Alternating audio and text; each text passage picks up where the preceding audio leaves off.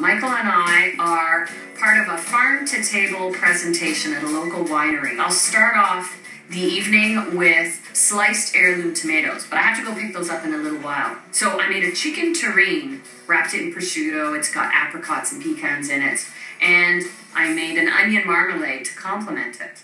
While I was doing the marmalade, I made the cucumber remoulade, which is the sauce to go with these shrimp and corn fritters.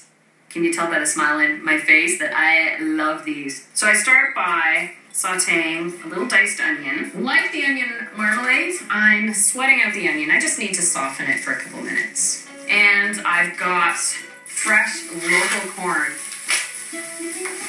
Just look how milky and juicy that corn is. There we go. I'll add that to the onions and just soften them up just a little bit. And the corn is so sweet and fresh, it barely takes a moment for it to soften up. I always buy my corn the day I intend to use it, and by going to the farmer's market, you know, too, it was picked the day you buy it. Oh, I need to add a little fresh thyme to my mixture while it's still warm. So kind of like the chicken terrine, I keep the flavors relatively simple in the fritter. Now I'll just set this aside to cool a little bit while I start on the batter. The batter itself has half a cup of all-purpose flour and a full cup of cornmeal.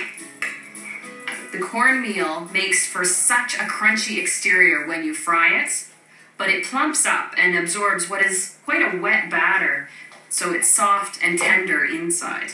And a tablespoon each of sugar and baking powder. It's a lot of baking powder, I know, and that's what fluffs up these fritters. 3/4 teaspoon of salt, and this is just my fine sea salt, which I like for baking.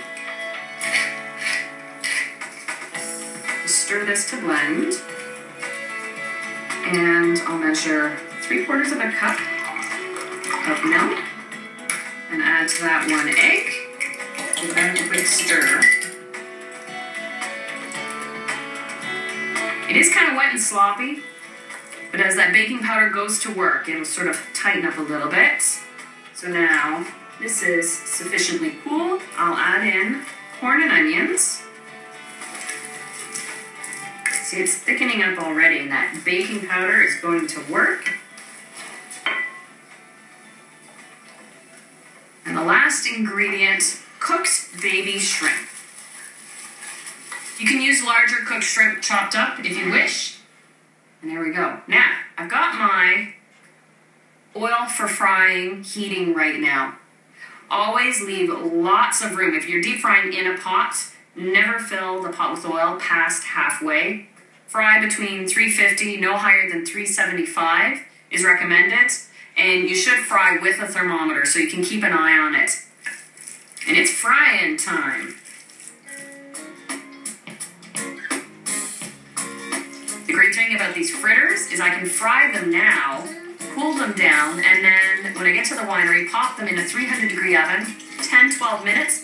They will be perfectly crispy on the outside and still soft and delicious in the center, just like they just came out of the fryer.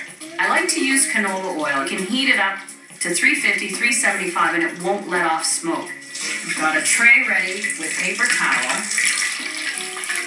They only take a couple minutes in the oil. When the oil is this hot at 375, it's the vehicle for cooking. It doesn't become an ingredient, so these never taste greasy. I'll be particularly interested to try Linda Crago's tomatoes, that after I'm done frying and pack everything up, I'll hit her farm just to see the tomatoes growing in action.